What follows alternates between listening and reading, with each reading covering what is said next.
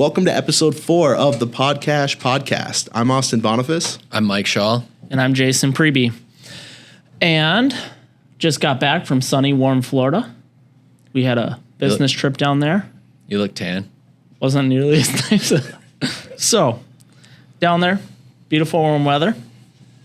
Great conference. You know, it's kind of like every, work conference you go to. Like, there's one or two things you can take away from it, but otherwise you're just ready to be out of the sessions and enjoying the warm weather that you're down there for. We decided to bring our kids. So all three of them. How'd that go? I think the anticipation of it is the best part of it. I'm like, we got to bring the kids. It'll be great. They'll have fun. It'll be a blast, right? And then you get down there and you're at a beautiful place, beautiful resort. Awesome, fantastic. But everything is it's like $12 for a water. Yeah. And you got to eat, the kids got to eat. You're in a small room. Facts. So every time you eat, we're going out to eat. And it just adds up. It adds up. And so, I don't know if we're just thinking about spending and being intentional. It's it gets really hard to balance of hey, let's enjoy the trip. Let's have a good time. But are you that thirsty right now? Or can we wait till we get back to the room to get that water? $13 snow cone wasn't quite worth it, huh? Not quite. I'm sure the kids loved it, though. Actually, it's the gelato. Do you call it gelato? Yeah. Gelato? Yeah. Yeah. You guys are fancy. Yeah. Well, that's all they had on, They didn't even have an ice cream shop. It was just, Gelato on tap. Yeah. So, good time. Great time. Actually, I think I'm going to circle this back around to a topic that we're going to talk about here, right? Investing. Markets have been at, hitting all-time highs the last, really since the start of the year. And is now a good time to invest? I think we get that question a lot right now. Hey, I've got some cash laying around, or, it's the time of year where a lot of, highly comped execs that get stock options and restricted stock and stock awards, right? It's when they come due and they're getting that, and, they're like, hey, I just got that. I just have this cash now. Should I invest it? Should I put it to work? Are you sure? Markets are at all-time highs. Especially when you're, just under 5% money market rates, too. It's is investing in the stock market worth it here? Investing at all-time highs is always challenging, no matter who you are. A little bit of data here. We can pull the chart up. All right, let's see here. Which chart am I pulling up? The all-time high one. Yeah. There we go. Interestingly enough, there is really not that much of a difference in stock market returns, whether you're investing at a 20% pull down or you're investing at all-time highs. Most of the time, the market is actually at all-time highs. I think over half of the time. Is that correct? Correct me if I'm wrong. I don't know the exact stat on that, but I mean, investing at all-time highs is not always the worst thing. It just doesn't feel comfortable, which is crazy to think about because most people are all about the stock market when it's high, but something about all-time highs just throw people off. Any thoughts or experiences on getting clients to invest when the market's at all-time highs? I think the biggest thing for us it's how we approach really all of our clients. It's not about timing the market. It's about time in the market, right? And that's cliche, but this chart really kind of does prove that. I mean, it literally shows that if you invest when the market's at an all-time high, you actually outperform all other days on average. And there's a little bit of it's a behavioral thing too, because people when the market's down 20%, you'll get some people on one coin who will be like, yeah, it's a great time to invest. But on the behavioral side of people is why would I invest in something that's down? Everybody at all-time highs says, I'm not going to invest now. I'm going to wait till the market's down 20%. And then when the market's down 20%, they say, oh, it could keep going lower. I better wait. It's going to zero, and they sit on their hands and they wait. And they miss the whole wait until the run market back. Comes back, and then they want to invest. Which, to be fair to them, is still not a bad time then. And just get your money in the market, right? And I think that brings us to, one of the ways we get around the emotion of investing and thinking about all-time highs is dollar cost averaging. I think you hear advisors utilize this a lot. And I think it's important to understand the only real reason we use dollar cost averaging as opposed to just dumping in a lump sum is because it helps the emotional behavior of the client, right? At the end of the day, I think we can see the numbers and we can see the stats that you'd be better off dumping a chunk of money all into the market at once versus putting it in slowly over a course of time. But I'm no different than any of you out there, right? That's hard to do, especially if the market goes down the next week, the next 2 weeks. The market's down 20%. I'm not going to be super bullish. I can promise you that. I'm not feeling good. Not at all. I watch the same news you watch. It does not feel good. But yeah, I think dollar cost averaging can kind of defend against that a little bit. One of the strategies we've been using with clients, I think you've been using a little bit too, is maybe you do a 3, 6, 9 month CD ladder and you do $100,000 in 3 month CD, and then when that comes due, you invest it in the market. Yep. $100,000 in a 6 month, invest it in the market when that one comes due. The biggest thing when investing for the long term, I think always is discipline. Whether it's sell discipline, buy discipline, whatever it is, create a strategy and stick to that strategy. Being wishy-washy about your investment objective, right? Switching from a 60-40 to an 80-20 portfolio every 3 times a year it's not going to get you to where you want to be, because you're always going to want to get more conservative at the worst time, and you're going to want to be more aggressive at the worst time. That's just the way that our caveman brain works, unfortunately. That's really important. Like, we're talking dollar cost averaging, lump sum investing at all-time highs, but this plays right into the same hand that we talk to when we have, if you're out there and you're getting stock from your company, and we say, hey, we've got to consistently sell this off because otherwise you're taking on an outsider's risk of having a single security risk, right?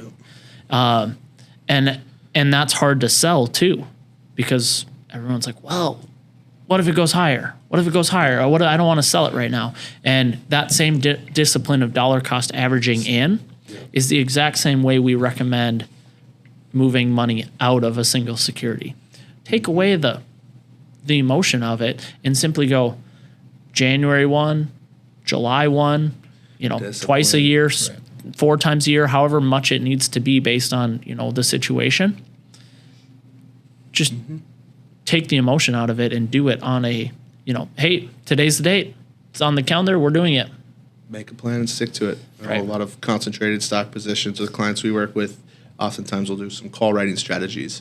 You'll sell call options every 6 months, and then you got a price discipline and a time discipline. And if that stock is at that price at that time, you're going to sell it. I think having a plan and sticking to the plan is the most important thing when it comes to managing behavior in investments. And can't state that enough. And I would say, especially with employer stock too, because you already have your income and future income based on how that company does. We don't want to have, and it's not necessary to have overly concentrated portfolios of that company's stock when your income's already dependent on it. Right. Yep, for sure. All right, let's see here. What do we got next? Jerry.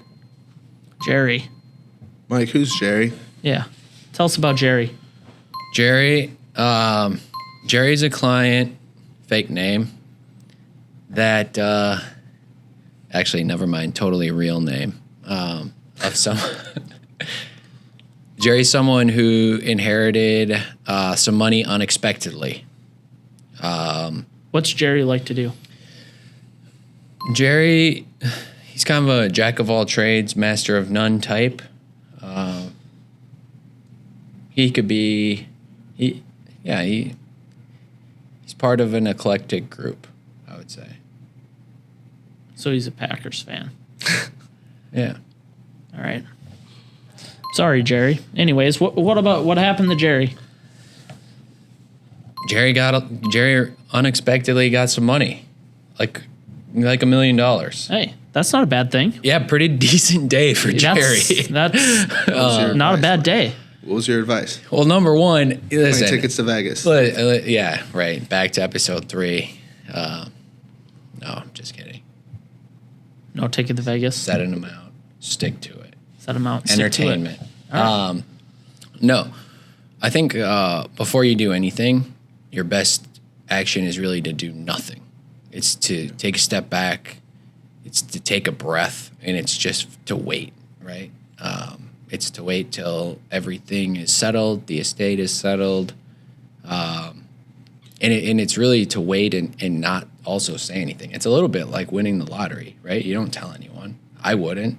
It's more people are going to more easily find out. But yeah, step one is definitely to wait. Mike, you and your friends are going to go to Chipotle and they'll see you getting the guac. They're going to be like, Mike inherited some money. Exactly. Here. Yeah. A little shout out to Joe Conroy. Get the guac. There were signs, right? Exactly. There were signs. And the second thing I would do is to seek advice. Advice can come from different people. I wouldn't ask, I just wouldn't ask a random family member, right? Call him Uncle Jerry. I wouldn't ask him. But to seek Uncle advice. Jerry shouldn't ask nephew Mike. Right. No, there's 2 Jerrys in this scenario. 2 Jerrys. But no, it's to seek advice and to seek advice from trusted people. Whoever that is in your life. Maybe you're lucky enough to work with someone already, right? And in that case, it's super easy. But maybe this is someone who doesn't have money on their own. And if that's you, this number 2 is more important, really than number 1 at all. It's who you choose to seek advice from.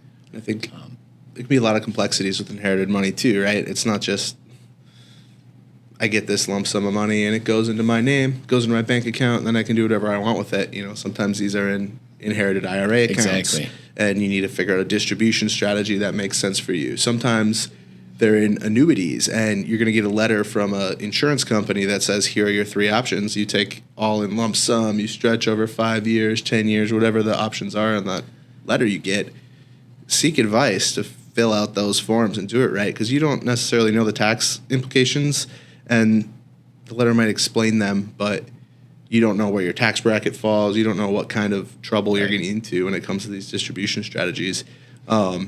It's more convoluted than, personally, way more convoluted than I think it should be. But there's a lot of rules, and it's important that you pay attention and come up with a plan. And at the end of the day, it's not a bad thing to take some of the money and use it, right? But don't overinflate your lifestyle to become part of the statistic, right? That when I work with higher net worth clients on some advanced estate planning stuff and leaving money to kids and grandkids, one of the things I almost always recommend to them is give that kid or grandkid a little bit of money up front outside of a trust. Don't say all the money, you're not going to get it till you're 35, 45, 50. Yeah. Give them a little bit of lump sum money because, they just lost a loved one. They want some treats. Give them the opportunity to make a mistake. Mm-hmm. Right? Oh, huge. Give them enough money so they can make a mistake, so they can feel what that feels like. But just right? not. And maybe they don't. Maybe they do handle it perfectly. But let them be able to make a mistake, and then slowly, those strategies are fantastic, right? You got somebody who's young, inheriting a ton of money, put it in a trust where they get a lump sum up front, and maybe in 3 years and 5 years and in 7 years, however you want to lay it out by age, whatever, right? They get more of it, right? But let them be able to make a mistake, because the best way to learn, we've even seen this in investing itself. When somebody gets into investing and is learning about the stock market, usually they start because they see some random thing. Look at how many people started investing in the markets over the last 3 years because they got into investing via GameStop or some of these other, stocks that just were all over the internet, right? AMC, right? All over the internet, okay?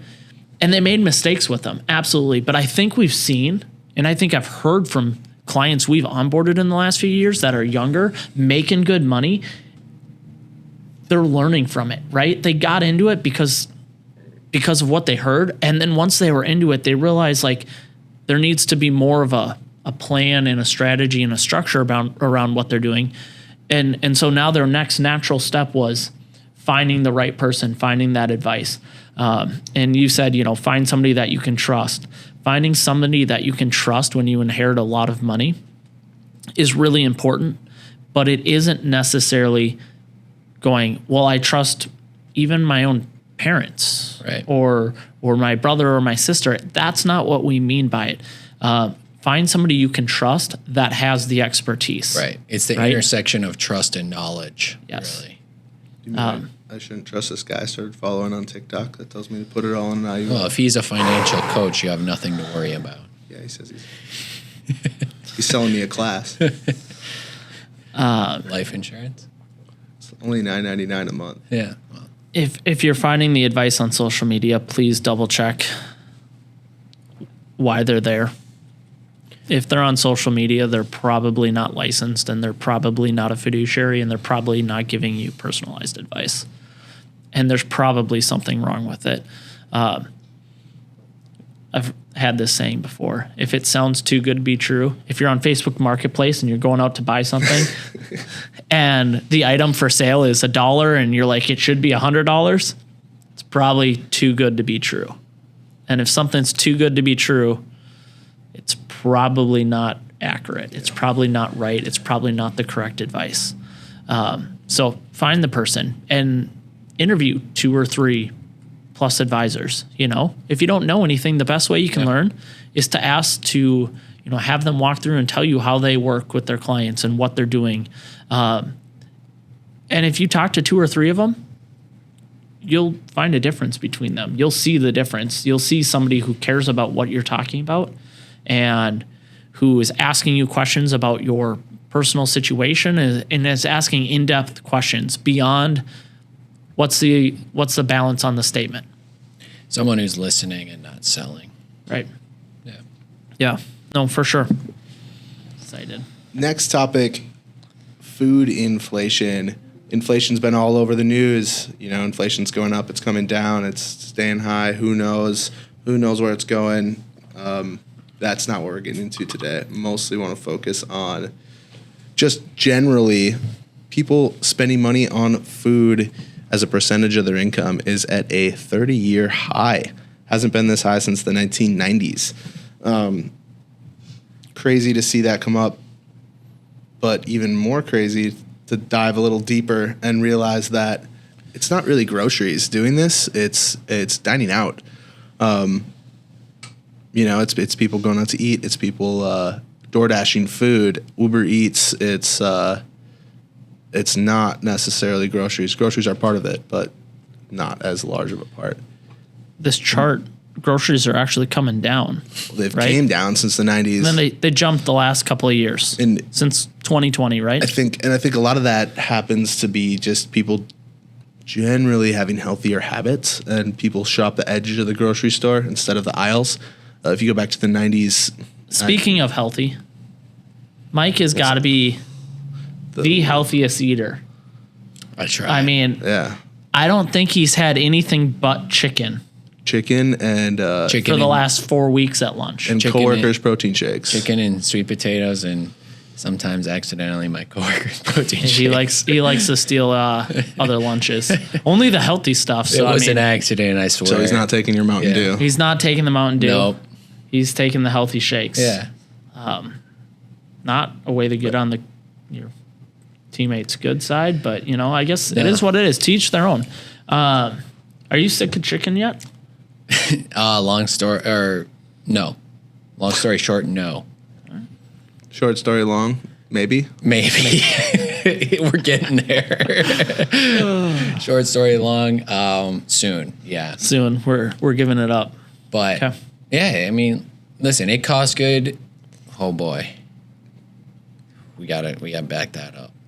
grammar school. It costs good. It costs money to eat good. I think eat Wow. well is the correct. He's still learning his English, guys. Wisconsin. So Yeah, we'll cut Wisconsin grammar. with all of this chicken kick that you're on, Yeah. are you grocery chicken or are you dining out all the time? that. No, Are you the primarily- statistic? No, I'm not the statistic in He's this not a- case. He's not a food inflation statistic. However, he is a gambling statistic from the last episode. That's true. Yeah, probably. Happy to hear you haven't booked another trip to Vegas yet. Thank you. Yeah, maybe next year. We'll report back when that happens. All right. No, I've always been for the most part, I've been a meal prep lunch guy. So cook before, bring it to work. That doesn't mean, it costs money to eat well.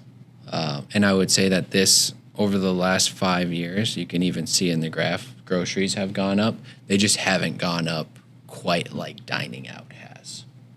And with that, I'll transition it over to Jason, who does eat most of his lunches out to eat. Oof. The lifestyle of having kids and constantly running. Well, Meal prep at our house. I don't have 6 hours a day on my Sunday afternoon to get that done. it doesn't take 6 hours. And on the other hand, you have 3 helpers. You know what? I think here's what I'm hearing. It doesn't take that long to meal prep. I think Mike should meal prep for me for the next week. All right. He just makes 2 of whatever he's got. You won't eat it. I'll eat anything. I will do this. Yeah. Okay. Here we go. We'll See? post about it. We'll All post it. We'll see how it goes. Guess there's no surprise when I'm having chicken. Yeah, chicken and right. rice. Sweet potatoes. Sweet potatoes. I like sweet potatoes. Can I get a stipend? We'll think about it. All right. Back to the increase in costs. How much of this dining out you think is food delivery? Because man, do they get you not only on the delivery fees and the tip, but they also increase their menu prices by like $2-3 per item. It's crazy how quick you can spend $40 at Taco Bell when you're door dashing it. All right. So I've got a story on this. All right. It's a Friday night. It's a busy week. Stuff going on at work. I think our boys had hockey like every night of the week, including on Friday. He got home at 9:30. Luckily, a neighbor dropped him off from the rink. I didn't have to run, so I could at least be settled for a little bit. I don't know. We were watching something on Netflix. I don't remember what. He gets home and he's just got this craving. It's like, Dad, Mom. It's like, can you take me to McDonald's? We're not going to McDonald's. First of all, we don't live close to a McDonald's. It's 15 minutes away. 9:30 at night. I'm like, we're not going to McDonald's. Where do you live? 15 minutes from McDonald's? I know, right? It's kind of crazy. Middle of nowhere. Should we franchise a McDonald's near his house? We probably should. Yeah. It's a good spot for it. I mean, maybe we should look into that business opportunity. Rockford, Minnesota needs a McDonald's. I'll write it down. So anyways, he gets the idea that he's just going to DoorDash it. So, of course, they DoorDash it, even though it's 15-minute drive. He wants a vanilla shake, a medium vanilla shake. How much is a medium vanilla shake at McDonald's, would you say? $6. Yeah. $6. Yeah, $6. All right. Well, by the time we got this meal to us, and it was all added in, his total cost for that vanilla shake was $23 and change. It's the cost of convenience and a melted vanilla shake. I mean, it could've was just definitely drove him. soft. You could have drove him to the McDonald's. Had I, It wasn't worth it the was 17 not. bucks. It was huh? not worth the. It would have been. I don't. He told me after the fact how much he paid. You know- I don't think I would have ever agreed to being like. Would you have paid more by going because you would have also gotten food? I might have. Maybe you saved yourself There's- money. I don't. Can you go? Can you go to a McDonald's? Can anyone physically go to a McDonald's and not order fries? Yeah, I can. All right, fine. All right, I guess. See previous discussion of chicken and sweet potato. Yeah, Guess- ask Mike if he can not order a McChicken. It's a different Yeah, answer. make chicken. I'm not. What are you even ordering there? Chicken sandwiches for sure. Maybe treating myself on some nuggets. This whole like convenience, paying for convenience, and food inflation topic kind of goes back to what we've talked about before. Let's not spend shame and let's not poke holes at what you spend your money on. If you want to spend your money on DoorDash, even though it's probably a waste of money, who cares? If you're saving enough and your savings are automated and you have your financial situation set up in a way where the money going into your bank account is money that you can spend and the money coming out of your bank account is money that you're saving, you know what? Who am I to tell you that $23 shake's not worth it, right? Yeah. I mean, if you're saving $50 for every 23 you spend at McDonald's, oh well, you're going to get to where you want to be. So I think ultimately when it comes to these spending conversations, it's more about automating what you save and not worrying about what you spend. Yeah. Spend it all if you want to, right? Again, that's where you want to be. I mean, this comes back to, I don't know, this comes up every podcast, and I think it's just because that's the way we feel. Be intentional. Yeah. As long as you know what you're doing and why you're doing it, enjoy life, right? That's why you're making money, right? Is so that you can enjoy the things you love, so that you can do things with your family, you can spend time with your family, you can do the experiences. We can go to Florida and overspend on all the food we're eating there, but you know what? It was a great time. It was memories made. Got to enjoy the beach, got to see some dolphins, just had an awesome time. Yeah. Right? So, Cool. Yeah, I think. So what we got for you guys this week. Thanks for tuning in. Coming up, we got a story about Big Dog.